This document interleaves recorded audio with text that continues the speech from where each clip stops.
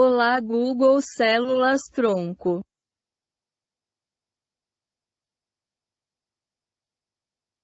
Nesse trabalho, iremos abordar sobre conceito, características e aplicações das células-tronco.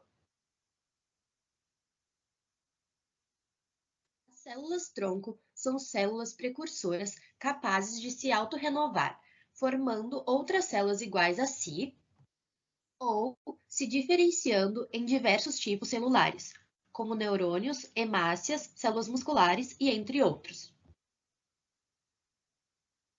Existem três principais tipos de células-tronco: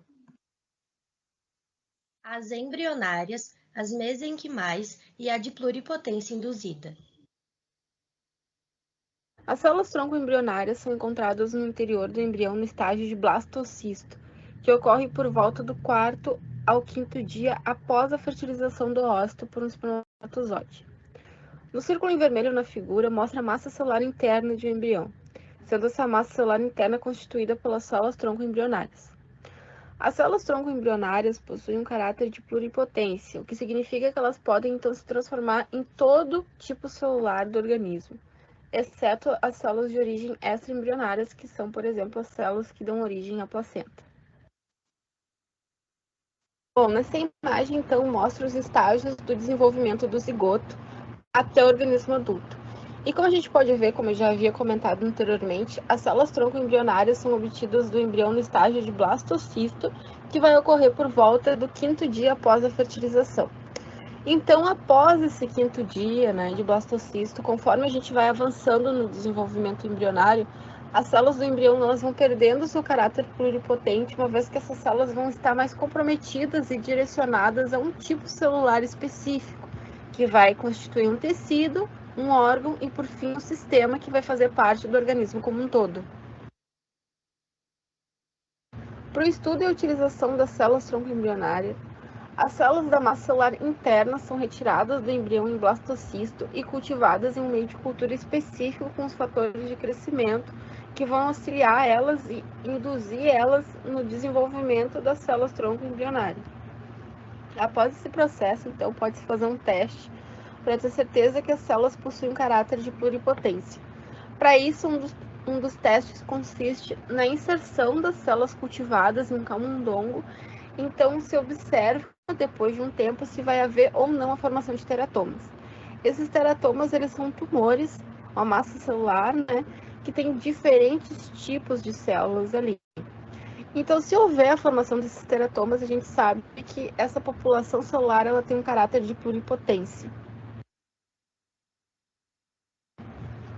O caráter pluripotente das células-tronco embrionárias faz com que elas se diferenciem nas células dos três folhetos embrionários, o endoderma, mesoderma e ectoderma. E como a gente sabe, as células dos três folhetos embrionários geram todos os tipos celulares do organismo adulto. As principais aplicações das células-tronco embrionárias estão no alto potencial que elas têm na utilização em pesquisas, tanto na ciência básica quanto na ciência aplicada. Com o desenvolvimento dessas pesquisas, é possível elucidar novas terapêuticas, desenvolvimento de novos fármacos, bem como análise e modelagem de patologias como um modelo mais próximo do que seria o organismo humano de fato e como ele vai responder a esses tratamentos ou então em situações de doença.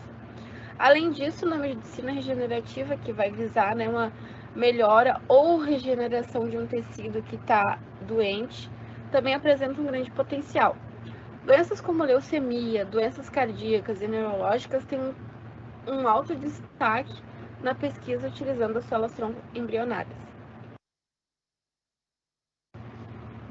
No entanto, mesmo com todos esses pontos positivos, o uso das células-tronco embrionárias ainda enfrenta muitos desafios, porque a maneira como elas são obtidas, que é através de um embrião, ainda passa por muitos debates éticos e de legislação de um modo geral na comunidade científica, mas também em cada país que essa técnica é aplicada. No Brasil, é permitida a pesquisa utilizando as células-tronco embrionárias, mas a lei estabelece alguns pontos, como, por exemplo, deve haver autorização por parte dos doadores de gameta, e esse embrião tem que estar congelado por pelo menos 3 anos. Além disso, não pode ter o comércio de embriões e a pesquisa pelo qual o embrião vai passar, ela precisa ser aprovada previamente pelo Comitê de Ética em Pesquisa.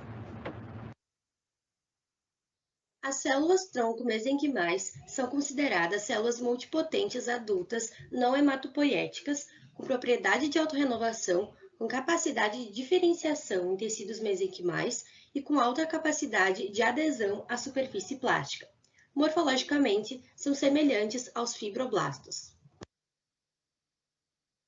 São formadas a partir do folheto intermediário do embrião, o mesoderma, ainda no primeiro mês de vida intrauterina, e persistem durante toda a vida do indivíduo, funcionando como células-tronco para a reposição ou nova formação de tecido conjuntivo.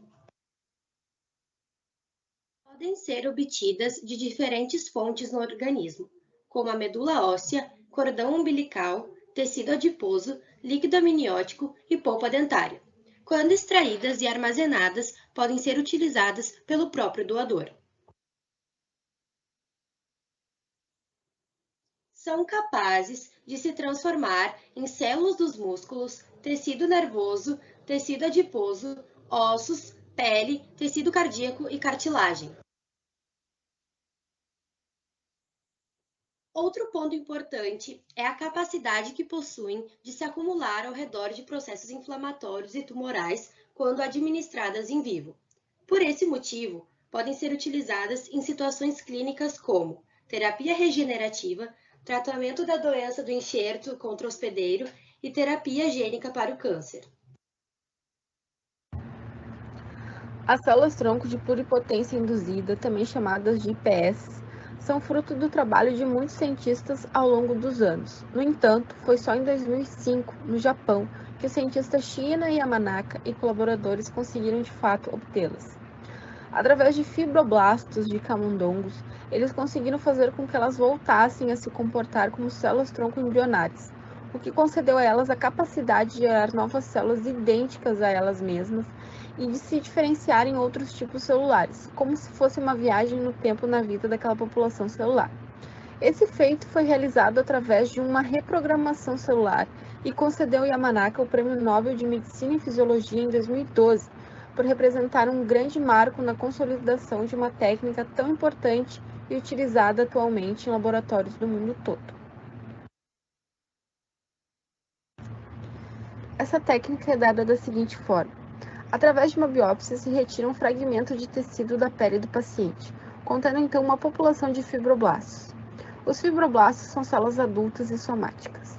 Através da inserção de vetores virais contendo 4 fatores de transcrição, sendo eles OCT4, SOX2, KLF4 e CMYC, que ficaram conhecidos como fatores Yamanaka, ocorre então a interação desses fatores com o DNA das células do paciente. E eles então passam a regular a expressão gênica, coordenando a ativação e inibição de determinados genes nas células. Dessa forma, é possível reprogramar uma célula já diferenciada, induzindo a ela voltar ao estágio de célula-tronco embrionária. As IPS oferecem a possibilidade de estudo e pesquisa na terapia celular, no modelamento de doenças, terapia gênica, aplicações em tratamentos e técnicas clínicas, além de auxiliar no estudo e testes de substâncias. Essas técnicas, de um modo geral, poderiam ser feitas através das células-tronco embrionárias. No entanto, como dito anteriormente, a utilização dessas células implica em muitas questões éticas. Dessa forma, as IPS surgem com um potencial muito maior de possibilidades de uso, já que não enfrentam essas questões. Além disso, é possível realizar estudos mais específicos por paciente, uma vez que o genoma dessas células é daquele paciente em questão. Aqui entra também um outro tópico muito interessante e inovador, que vem sendo utilizado atualmente, é o desenvolvimento de organoides. Bom, o próprio nome remete ao que de fato eles são, pequenos órgãos, desenvolvidos em laboratório com o intuito de pesquisa e estudo. Na maioria dos casos de cultivo celular, eles ocorrem em placas, o que oferece um ambiente 2D para o tecido se desenvolver. No caso dos organoides, o intuito é justamente possibilitar o desenvolvimento 3D do tecido celular para que ele possa ter uma organização espacial. No Brasil, existem muitas pesquisas realizadas com organoides.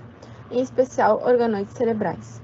O neurocientista brasileiro Steven Hinn, através das células pluripotentes induzidas, cultiva organoides cerebrais e trabalha com teste de substâncias nesses minicérebros. E tem um reconhecimento nacional e internacional em suas linhas de pesquisa, sendo uma referência nesse assunto, além de um grande divulgador e defensor da ciência brasileira. Sendo assim, as células-tronco pluripotentes induzidas oferecem muitas possibilidades em pesquisa, dos mais diferentes tecidos do organismo, e sua utilização cada vez mais se torna fundamental em muitos ensaios e pesquisas no mundo todo. Essa foi nossa apresentação. Obrigada por assistir.